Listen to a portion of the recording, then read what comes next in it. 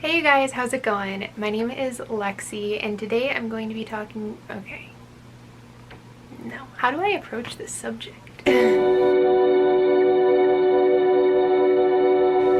you guys, I hope you're all having a really wonderful day today. It is midnight. I got home from work, I showered, and I threw on some daytime clothing so I could sit down and film this video. Today I wanted to have a sit-down conversation with you guys about my religious views and beliefs. I would say that they are definitely very unique compared to other religious views, and I think that's totally okay, and I think that's the beauty of religion. But I just thought it'd be interesting to share my thoughts with you guys and hear what you guys have to think about religion as well. So please feel free to leave some comments down below about your religious beliefs. I'm gonna start with when I was just a wee little girl.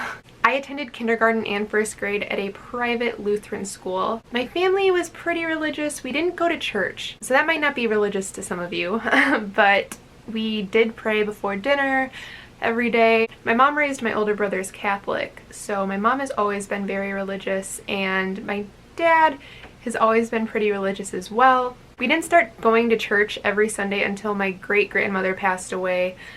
My parents really liked the church where her funeral service was held at, so we started attending that church every Sunday. It was great. It was honestly a lot of fun. So that church that we were going to got a new pastor, and we kind of bounced around to other churches for a while, and we stopped attending church just point blank when I was in high school, which might sound bad, but it is what it is. I feel like you don't have to go to church to be a religious person. Like I said, my mom has always been super religious, and my dad has been pretty religious too. So anyway, we stopped going to church, and then I by myself started going to church with a friend, my best friend, and that specific church was where I met the guy that I dated in my coming out video who told me that I was going to hell. So I stopped going to that church, and that was the end of me going to church for good. I haven't been to church since then. So when I was 17 years old, I'm 21 now, I was very, very, very depressed, and it got really scary, and it got to a point where I needed help. So I was admitted at the hospital for inpatient therapy, and in therapy, it was really just all about learning how to cope with your pain. And one of the biggest things that stuck with me was learning how to meditate. Learning to meditate changed my whole world. I learned how to meditate, and then I got discharged from the hospital. I went home and I Googled everything that I could have possibly Googled about metaphysics and spirituality and meditation and the chakras and yada yada yada. I could go on forever about this stuff. And it all just felt really right. So it was awesome because I'd gone from feeling disowned by my religious place to feeling like I could be spiritual again. So while I was going through that sort of phase, I thought for a little while that I was atheist. Then I thought for a little while that I was agnostic, which for those of you who don't know means that I did believe in a God, but I just didn't fit into any one religion. And now I am at a point where I think each individual religion, you can take every religion in the world, I feel like personally, and you can take something from them that is true and beautiful and holy. I think each religion fights really hard to be the right religion, but who am I to say, like, I'm Lutheran and I'm right, when there are so many different ideas out there and no one knows for sure which one is right. So I have a hard time picking what I think is right when there's no possible way to be 100% sure. I know that's kind of the point, is that you have faith and you believe even though you're praising the unknown, but for me it just made more sense to understand and accept the fact that there are so many different religions and each one of them pushes people to be the best and most pure versions of themselves. I couldn't believe in a God that would send me to hell for being gay. So do I believe in God? Absolutely.